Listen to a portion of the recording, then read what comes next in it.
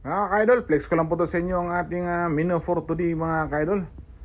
Ito po yung ating simpleng chicken apritada mga ka-idol. Ganyan lang kasimple ang ating luto mga ka-idol. So papakita ko po sa inyo kung paano ko niluluto. So, simple chicken apritada mga ka-idol. So ito lang po ang ating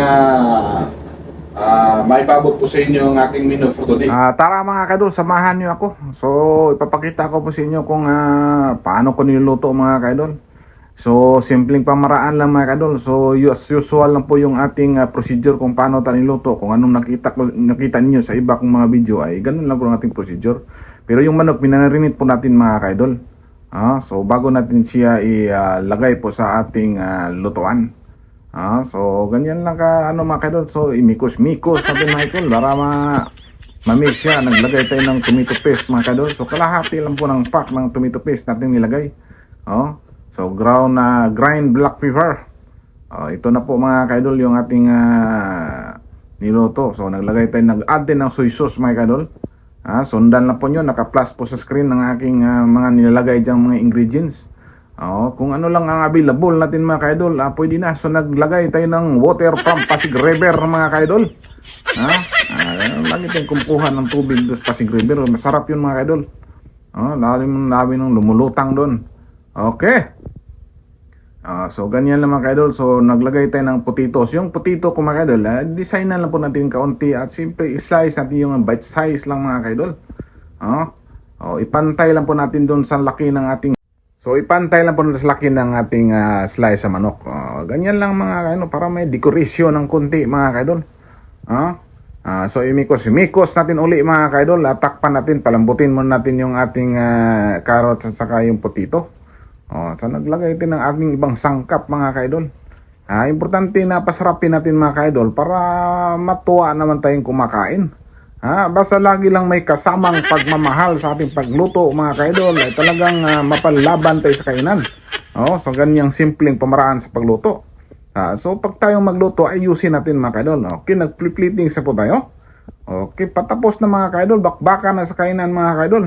So ito ready for serving na tayo. Ganyan lang po ang ating finished product mga kaidol sa ating menu for today. Sana pinagustuhan po ninyo mga kaidol at huwag nyo naman kalimutan dyan kung anong nakita nyo, nagustuhan nyo, mag-like, mag-share at mag-follow mga kaidol. Masaya na ako dyan. Okay? So maraming salamat sa inyo mga kaidol. So titikman na po natin mga kaidol. Si Buknoy yung titikim. Mga kaidol, so luto na po yung ating menu for today.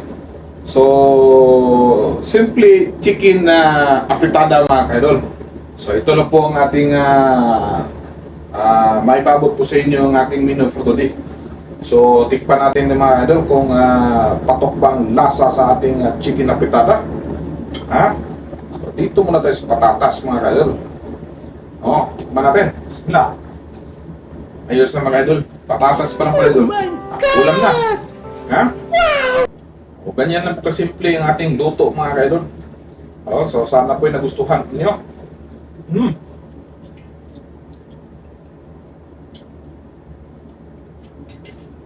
So bakbakan na po tayo sa kainan mga kaidol.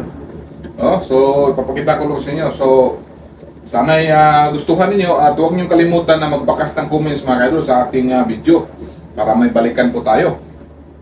At kung gusto niyo gayahin, sundan lang po niyo ang aking video mula sa umpisa hanggang sa pagtapos para matutunan. Pero simple luto ito mga kaidol, lutong bahay lang to, normal lang to sa ating mga Pilipino ng mga ganitong luto. Simple lang tayo, hindi pa tayo gumagawa ng mga pang-espesyal na luto mga kaidol dahil po kinulang po tayo sa budget. So ito lang muna ang pabot ko sa inyo. Thank you for watching at bye bye. Don't forget to follow and share.